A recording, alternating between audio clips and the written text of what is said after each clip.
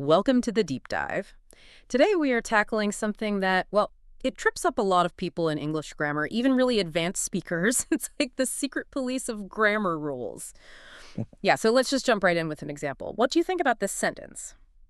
I'm knowing the answer right now, so let's move on. Does that sound right to you? You know, it communicates perfectly, doesn't it? Yeah. You understand exactly what the speaker means. Totally. But, and this is the big but, it contains one of the most classic, really fundamental errors you can make with the progressive tense in English. Right. I'm knowing the answer. It feels wrong if you've grown up with the language. Exactly. The verb know just fundamentally resists that continuous ing form. The only correct way, the mandatory way, is simply, I know the answer. Which feels counterintuitive, right? Because we're taught from day one, pretty much. If it's happening now, you add ing, I'm running, I'm talking. Simple. That progressive or continuous form shows action in progress, something dynamic. But then you hit this wall. There's this specific group of verbs, really common ones too. You mentioned something like 16 types in the sources. Yeah, around that number, grouped by meaning. And the moment you apply that perfectly logical add ing for now rule to these verbs, the grammar just breaks. So that's our mission for this deep dive then, to figure out why. Precisely. We need to get to the linguistic core of it. We're exploring state verbs, sometimes called stative verbs. These words describe states, conditions, feelings, possession, opinions, things that, well, just are. Not actions that start and stop. Exactly. They describe states of being, not dynamic processes, and understanding why they reject that ing form is key. And why should our listeners care? I mean, beyond just grammar points. Oh, it's huge for fluency. Think of it as a shortcut. Mastering this isn't just about exams, it's about sounding, natural, intuitive. Like a native speaker, basically. Right. Avoiding these specific ing mistakes is one of those subtle things that really separates advanced learners from truly fluent, native-like speech. It makes you sound correct every single time. Okay, let's get foundational then. Section 1, states versus actions. You said state verbs describe a state of being. What does that actually mean compared to, say, writing? Well, writing, like you said, is a dynamic action. You can start it, stop it, watch someone do it. It unfolds over time. It's physical, usually. Or at least involves a process. State verbs, on the other hand, describe something more static. Think of it as a condition. It's constant, even if just for the current moment. Static. Okay, so like a photograph versus a movie. That's a great analogy, actually. An action verb is the movie. It has duration, progression. A state verb is more like a snapshot. It captures a condition at a point in time. Knowing something, liking something, owning something. These are states. And because the progressive ing is all about showing that movie-like continuation, that temporary activity. It clashes fundamentally with the snapshot nature of a state verb. You can't really be in the middle of knowing something in the same way you're in the middle of running. You either know it or you don't. The state is just true. Or false, right. That makes sense. So this incompatibility forces them into specific grammar patterns. You mentioned categories. Yeah, grouping them helps a lot. Our sources point to about 4 main categories that cover most of these verbs. Okay, what's the first one? Knowledge or mental state. This is verbs about what's in your head, facts, opinions. So know, obviously, but also believe, remember, understand, think when it's an opinion. Got it. Mental facts or positions, what's next? Emotions and preferences. How you feel about things, usually in a more settled way, like dislike, love, hate, prefer. Okay. Feelings, number 3. Possession and connection. This covers ownership or relationships between things. Have, but only when it means own itself, possess, belong. Right. And the last one? Senses and appearance. How we perceive the world, hear, smell, taste, see when it's passive perception, and also how things seem or appear, look. So because all these describe these static snapshots, they have to stick to the simple tenses. Exactly. Present simple, past simple, future simple. Even if the state exists right now. That's the key point that confuses people. Even for right now, you use the simple present. Precisely. Simple present often describes general truths or states, and a state verb describes a truth about the subject at that moment. So, I know the answer works for right now. Adding right now just specifies the time the state is true. And same for the past. Like your example, the castle belonged to the family, not was belonging. Correct. The belonging was a continuous state in the past, described by the past simple. Now, you mentioned perfect tenses. This gets a bit technical, but it's important. State verbs can use some perfect forms. Yes, absolutely. The present perfect simple, for instance, works fine because it often describes a state that started in the past and continues up to the present. So, he has belonged to this club since 2010. That's perfect. Okay, so the state started in 2010 and is still true now. Makes sense. But, and this is crucial, they are completely blocked from the progressive forms of the perfect tenses. So, no, he has been belonging. Never. Absolutely not. Because the perfect progressive form has been doing something, is specifically designed for actions that have been happening continuously over a period. Like, I have been running for an hour. Running is an action. Exactly. Running is temporary, ongoing, belonging, knowing, owning.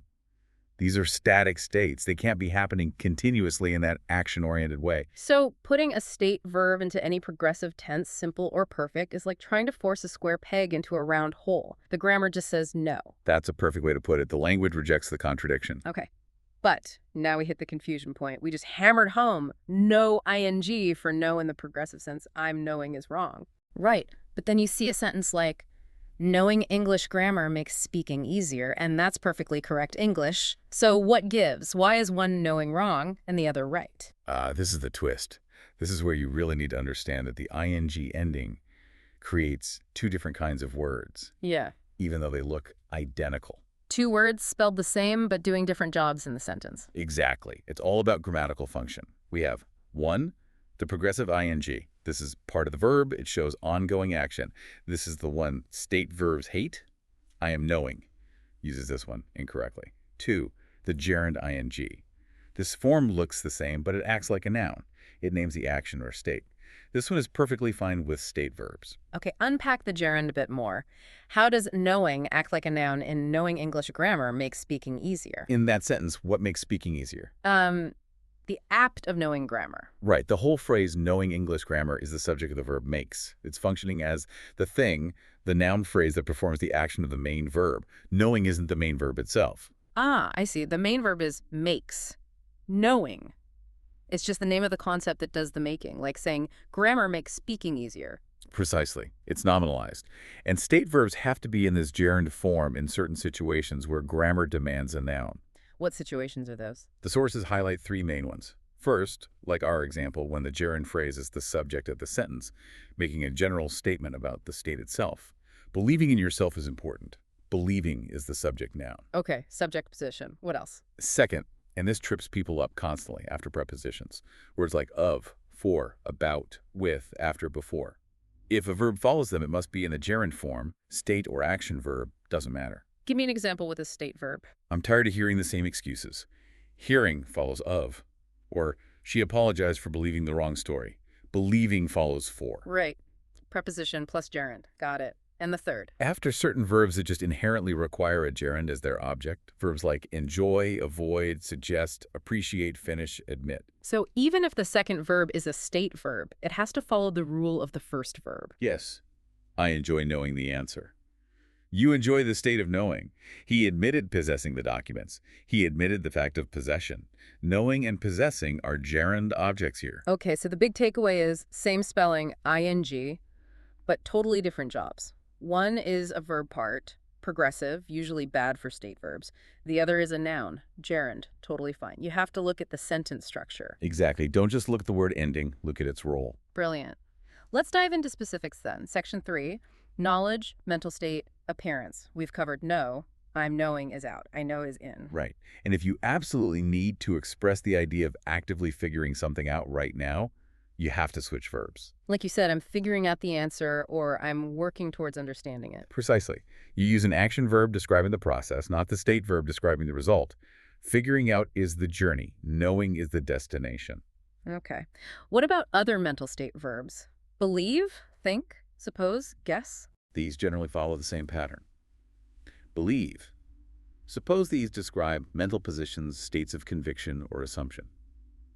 So, simple tense. I believe you, not I'm believing you. I suppose it's okay. And think, that one feels trickier. It is because it has that split personality, much like have or see. When think means holding an opinion, it's a state verb. I think you're right. That's my static opinion. Correct. And you wouldn't say, I'm thinking you're right. That sounds Well, weird, like your opinion is wobbling right now. But people say I'm thinking all the time. What are you doing? Oh, I'm just thinking. Exactly. Because that use of think means to actively use your brain, to deliberate, to consider. That is an action, a dynamic mental process. Ah, okay. So, opinion, state. Simple tense, I think it's a good idea. Deliberation process, action, progressive tense. I'm thinking about your idea. You've nailed it. The meaning dictates the grammar. What about guess? Similar split. Very similar. If guess means suppose or believe, often with uncertainty, it's a state. I guess we should leave soon. Simple tense. But if it means the actual action of making a guess, like on a quiz show. Then it's an action.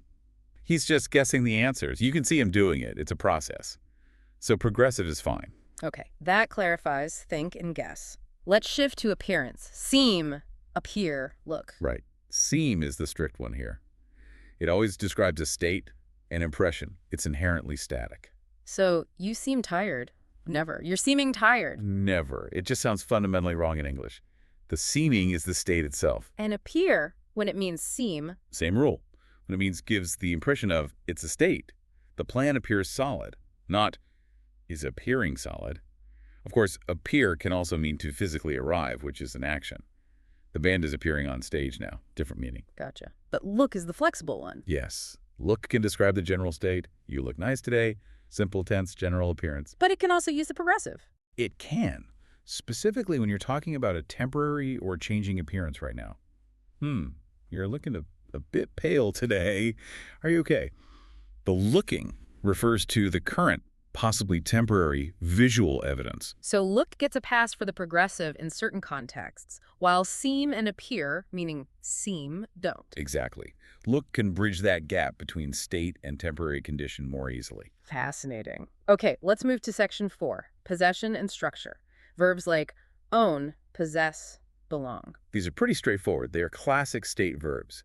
Owning something, possessing a quality, belonging to a group.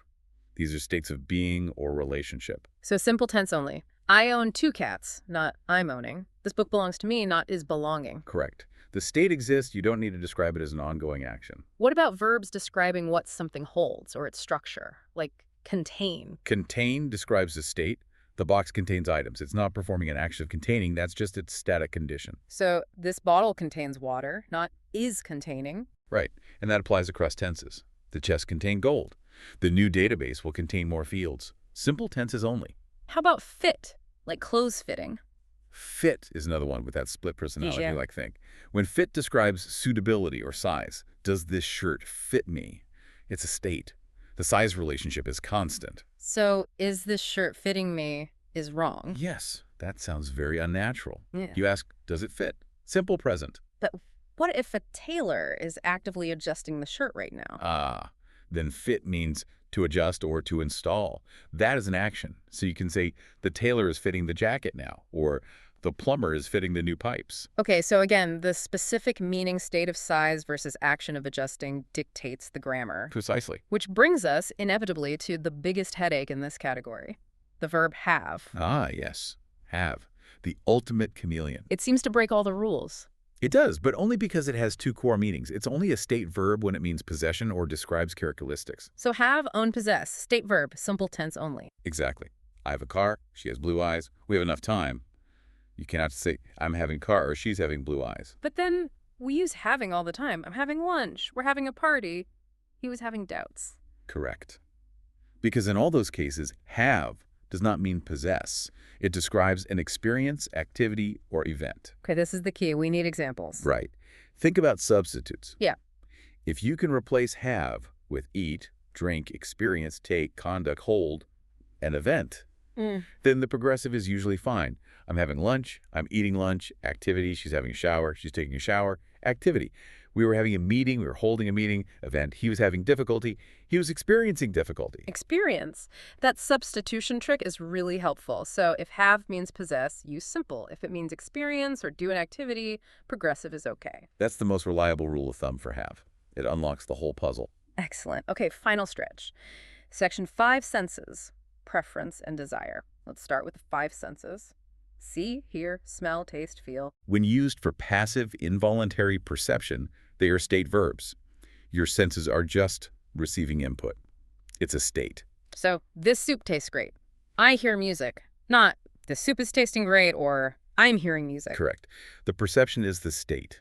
Though feel can be progressive when it's about actively touching something. I'm feeling the fabric. But see, that one's another troublemaker, isn't it? It is. Just like have. Literal sight. State verb. I see the mountains. Simple tense. But see has common action meanings. First, meeting or spending time with someone. Like dating. Are you seeing anyone? Exactly. That's an ongoing activity or relationship or appointments. I'm seeing the doctor tomorrow. That's a planned action. So seeing someone romantically or seeing someone for an appointment, those are actions. Progressive is fine. Yes. There's also a more abstract action use, meaning understanding or investigating. I'm seeing what I can do about it, meaning I'm investigating. Or I'm finally seeing your point, meaning I'm reaching understanding now. Okay, so C requires checking the context carefully. Literal sight is a state. Meeting, dating, investigating, action. You got it. What about pure desire or need? Need and want. These are very firm state verbs. The need or want is a state of mind, a condition. Even if it's urgent, like we need help right now. Even then, you must say, we need your help now. Never, we're needing. Same for want. He wants a new job, not he's wanting, asking, do you need anything? Not, are you needing? Okay, that's a clear rule. Stick to simple tenses for need and want. Definitely. Which brings us to the really messy one, the one where grammar rules in real life seem to diverge, like love, dislike, hate. Ah, yes. The verbs of emotion and preference. This is where it gets. Eh, Okay. So what's the official rule, the textbook rule? Officially, historically, grammatically, these are these state verbs. They describe your general, relatively stable feeling about something. So simple tense. I like pizza. She hates spiders. We love this city. So technically, I'm liking this song is wrong. Technically, yes. On a strict grammar test, it would likely be marked incorrect. But everyone says it. Especially loving. I'm loving this. That famous McDonald's slogan, I'm loving it. Exactly. This is where descriptive grammar, how people actually speak, clashes with prescriptive grammar, the formal rules. Native speakers constantly use like, love, dislike, and hate in the progressive form in casual conversation. Why do they do it then, if it's wrong? It seems to be about emphasis. By using the progressive, speakers often signal that the feeling is particularly strong right now, or perhaps temporary and intense, rather than just their baseline, unchanging opinion. Like adding intensity, we're loving the new house. Sounds maybe more enthusiastic than just, we love the new house. Precisely. It makes the state feel more like an active, current experience. It's bending the rule for emotional effect. So what's the advice for someone learning? Should they use I'm liking it? My advice is usually play it safe. Especially in writing, exams, or formal situations, stick to the simple tense, I like, I love. It's always correct. But be aware that you'll hear the progressive form constantly in casual speech. Exactly. Understand why natives use it for immediacy or emphasis, but maybe don't copy it until you have a really strong, intuitive feel for when it sounds natural. Is there any preference verb that doesn't join this casual progressive party? Yes. Prefer. That's the key contrast here. While like and love get used progressively all the time, prefer almost never does, even casually by native speakers. So you wouldn't say, I'm preferring the coffee. No, that sounds very unnatural. You say, I prefer the coffee. Even asking about a choice right now. Do you prefer chicken or fish? Simple tense only for prefer. It holds the line. Okay, that's a really useful distinction within that group. Prefer stays state, the others sometimes go rogue. It's a good way to think about it. All right, this has been incredibly detailed. Let's try to wrap it up. Yeah. The absolute core idea seems to be asking yourself, is this verb describing a dynamic action, something happening over time, something you could film? Or is it describing a static condition, a state of being, possession, thought, feeling, sense, something that just is true at that moment? Exactly. That state versus action test is fundamental. If it's a state, know, own, seem, contain, need you default to the simple tenses. No progressive ing. That avoids the vast majority of these common errors. It's the bedrock for sounding grammatically correct in this area. Absolutely. Even with the exceptions like have or see or think, the test still works. You just have to check which meaning of the verb is being used. Is it the state meaning or the action meaning? Right. Now, for a final thought to leave our listeners with, we talked about how native speakers bend the rules, especially with verbs like love and like. The I'm loving it phenomenon. When you hear that, now that you know the underlying rule, What should you be thinking about? What does that casual rule breaking tell us? Well, I think it tells us language is alive. When a native speaker says, I'm loving this weather, maybe they aren't trying to say their love is temporary, but rather that the intensity of their feeling right now is so high, it feels like an active experience, overriding the static nature of love. So the immediate feeling, the temporary intensity, almost forces the verb into an action shape, grammatically. That could be one interpretation. It prioritizes emotional emphasis over strict grammatical categorization. It makes you wonder, how do these shifts happen? How does widespread usage eventually change the rules, or at least the acceptable exceptions? It's a fascinating glimpse into language evolution in real time. So the challenge for you, the listener, is to listen out for it. Notice when state verbs are used progressively. Ask yourself why the speaker might have chosen that form. Does it feel more immediate, more intense, more temporary? It's about moving beyond just memorizing rules to understanding the nuances of communication. The rules provide the structure, but the way people use language every day, that's where the real life of English happens. Keep listening, keep noticing. Thanks for joining us on the deep dive.